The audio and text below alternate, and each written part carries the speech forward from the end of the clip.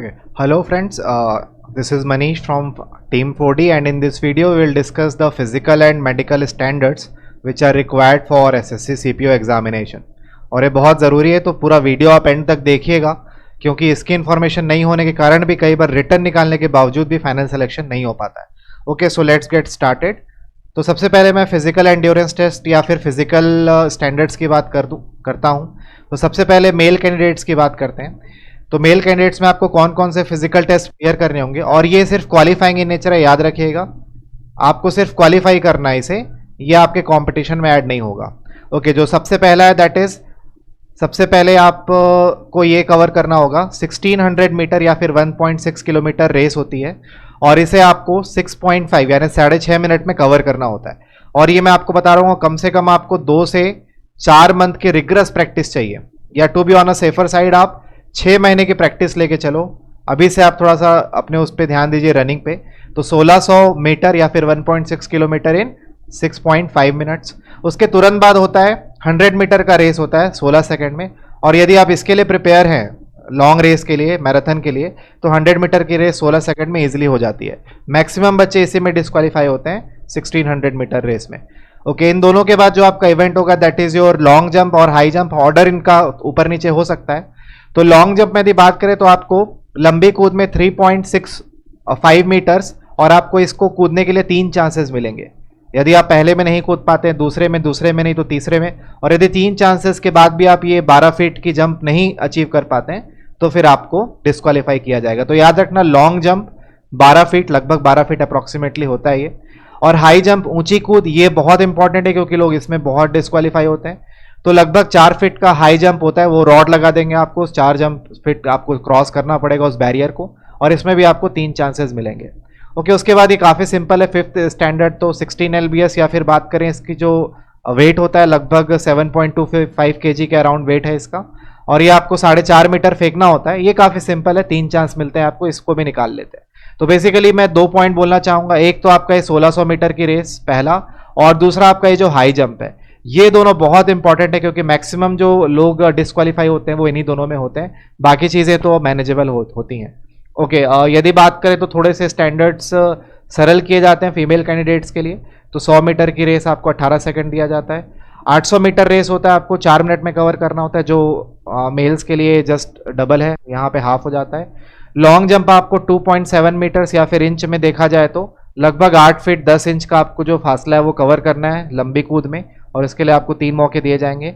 और high jump में यहाँ पे थोड़ा सा लगभग मान के चलो आप 2 फीट 11.43 इंचेस यानी लगभग 3 फीट का आपका है प्रैक्टिस होना चाहिए. 3 चांस मिलेगा, और ये भी थोड़ा सा टफ पड़ता है लड़कियों के लिए, स्टैंडर्ड थोड़ा सा टफ है ये, तो इसको थोड़ा सा आप ध्यान दे देंगे. 4th वाला पॉइंट क्लियर है. So these are the physical test for male and female candidates respectively. और आप, मैं फिर से बोलूँगा, इसमें कम से कम 6 मंथ्स की प्रैक्टिस चालू करिए आप, और रोज ग्राउंड जाइए और इन चीज़ों की प्रैक्टिस करिए. एक एरिया ढूंढ लीजिए जहाँ पे रेत वगैरह है, वहाँ पे रस्सी और बार का इंतजाम करिए. 2-3 बच्चे जाइए ग्रुप में और इसकी प्रैक्टिस करिए. ठीक है, ओके, चलिए आगे चलते हैं. कुछ अब फिजिकल स्टैंडर्ड्स होते हैं. अभी आपने देखा फिजिकल टेस्ट क्या होते हैं. फिजिकल स्टैंडर्ड्स में ये स्टैंडर्ड्स आपके मिनिमम बेयर मिनिमम है.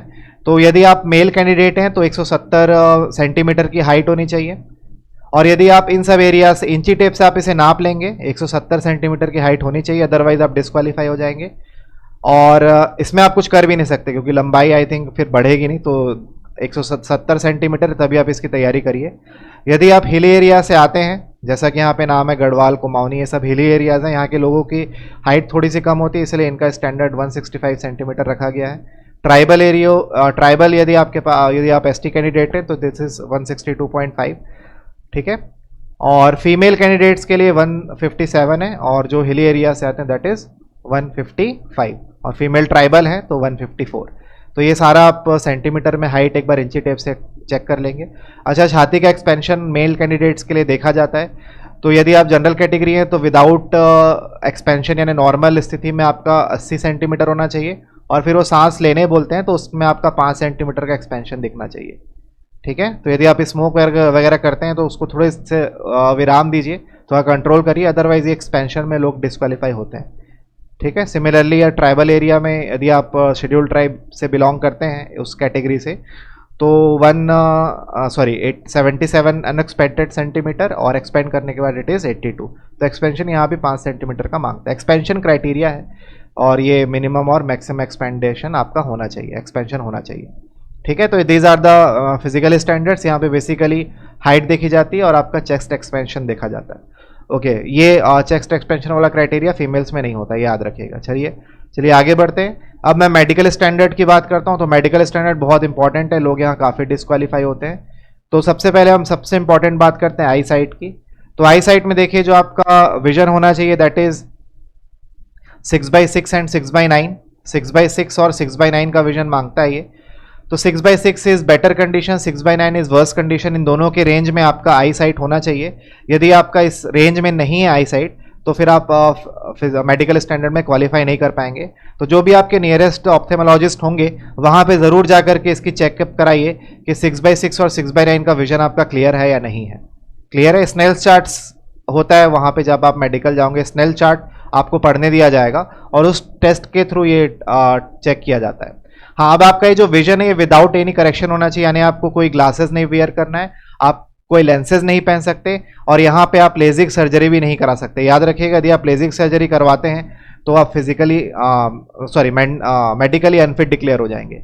यहाँ पे मैं आपको एक बात बताना चाहूँगा, कई लोग यहाँ पे ऐसे होते हैं जिनका ये मैच नहीं होता। तो यहाँ पे जो लेजिक सर्जरी का क्राइटेरिया वो है 6 मंथ। ठीक है, तो जब आप पहले बार मेडिकल में जाएंगे, जैसे ही आपका फिजिकल होता है तुरंत बाद आपका मेडिकल टेस्ट भी हो जाता है अगले दिन। तो जब आप मेडिकल टेस्ट के लिए जाएं उसके पहले ही आप यदि लेजिक सर्जरी करा लें, यदि आपका आई साइट में प्रॉब्लम है तो अभी सही समय, अभी करा लीजिए। उस समय यदि आपका चेक होता है तो वहां पे आप डिस्क्वालीफाई नहीं होंगे। लेकिन यदि मान लीजिए आप मेडिकल सर्जरी के जस्ट 1-2 दिन पहले करा के जाते हैं, 6 मंथ्स के यदि ड्यूरेशन नहीं है तो फिर आप मेडिकली डिस्क्वालीफाई हो जाएंगे। तो याद रखिएगा, यदि आपका आई साइट नहीं है तो अभी ये सही टाइम है, अभी आप लेजिक सर्जरी करवा लीजिए। क्योंकि इनिशियल जो मेडिकल होता है उसमें उनके पास वह इंस्ट्रूमेंट नहीं होता जिसमें ये चेकअप हो सके। लेकिन यदि आप री मेडिकल के लिए अप्लाई करेंगे, सपोज आपने लेजिक सर्जरी नहीं कराई और आप यहाँ मेडिकल अनफिट डिक्लेयर हो गए, तो आपके पास एक री मेडिकल का भी ऑप्शन होता है। लेकिन री मेडिकल में आप यदि लेजिक सर्जरी करा के जाओगे तो फिर आप पकड़े जाओगे, क्योंकि वो फॉग टेस्ट से डिटेक्ट कर लेते हैं। बट यदि आप इनिशियली जो फर्स्ट मेडिकल होता है, यदि उसके 6 महीने पहले आपने लेजिक सर्जरी करा ली है तो आपसे सिर्फ स्नेल्स चार्ट ट्रीट करने बोलेंगे, वहां पे चीज डिटेक्ट नहीं होती है तो आप उसमें आराम से क्वालिफाई कर सकते हैं। ठीक है, तो ये बहुत इंपॉर्टेंट पॉइंट है, इसे आप ध्यान में रखिएगा। ओके, फिर और कुछ मेडिकल स्टैंडर्ड्स है। नॉक नहीं होना चाहिए, यानी आपके दोनों घुटने खड़े होते तो जुड़ने नहीं चाहिए। ठीक है, उनके बीच जो मिनिमम गैप है, एक स्केल डाल के देखते हैं तो उतना गैप आना चाहिए। फ्लैट फुट ग्रिप के लिए देखा जाता है, आपके फ्लैट फुट में वो आपको पानी में चलने बोलेंगे, फिर आपके प्रिंट देखेंगे वो जमीन पर फ्लोर पे, तो प्रिंट फ्लैट नहीं आना चाहिए, क्योंकि फ्लैट प्रिंट आएगा तो आप ग्रिप नहीं बना पाएंगे दौड़ते समय, तो आपका फ्लैट फुट भी होगा तो वो डिस्क्वालीफाई हो जाएगा। वेरिकोज वेन ये भी नहीं होना चाहिए। स्क्विंट आई नहीं होना चाहिए। तो याद रखिएगा, आई साइट पहला क्राइटेरिया है, नॉक नी दूसरा, फ्लैट फुट तीसरा, varicose vein is 4th one, squint eye और फिर कलर ब्लाइंडनेस। क्लियर है। कलर ब्लाइंडनेस यदि आपका है तो उसमें आप प्री मेडिकल भी अप्लाई नहीं कर पाएंगे, आपको सीधा मेडिकली अनफिट डिक्लेयर कर दिया जाएगा। अब यदि मान लीजिए आप फिजिकल क्लियर कर लेते हैं, फिर आप मेडिकल में यदि अनफिट होते हैं तो आपको एक चांस है, आप अपील डाल सकते हैं री मेडिकल में। कई बार लोग ओवरवेट के कारण मेडिकली अनफिट होते हैं तो उनके पास चांस होता है री मेडिकल के लिए अप्लाई करने का, उसमें आपको समय मिलता है तो आप उसमें अपना वेट कंट्रोल कर सकते हैं और वो स्टैंडर्ड क्वालिफाई करके you can qualify for the medical test. But याद रखिएगा, इसके बीच में यदि आपने लेजिक सर्जरी करा ली, आपका आई साइट यदि नहीं है और आपने मेडिकल और री मेडिकल के ड्यूरेशन के बीच में यदि लेजिक करा ली तो आप री मेडिकल में 99% चांस है कि आप इसे क्लियर नहीं कर पाएंगे। तो यदि आपको लेजिक कराना है, आपका आई साइट नहीं है, so it is the time, अभी आपके पास काफ़ी पर्याप्त समय है, तो फिजिकल के पहले ही सब एकदम दुरुस्त हो जाइए। कम से कम 4-6 महीने का गैप रहेगा और आप मेडिकल के लिए जाते हैं तो यहाँ पे आप क्वालिफाई हो जाएंगे यदि आपने लेजिक कराया है तो। बट इसकी ड्यूरेशन के बीच में लेजिक नहीं होना चाहिए, क्योंकि 6 महीने का ड्यूरेशन कंप्लीट नहीं हो पाता है।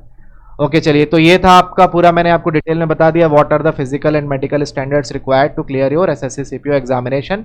आई hope you like the session. यदि आपको ये क्लियर हो गया इन्फॉर्मेशन तो प्लीज़ लाइक ज़रूर करिएगा, और आपको कोई भी क्वेरी है तो आप कमेंट बॉक्स में पोस्ट करिए, will definitely try to resolve it. Thank you, take good care of yourself, bye bye.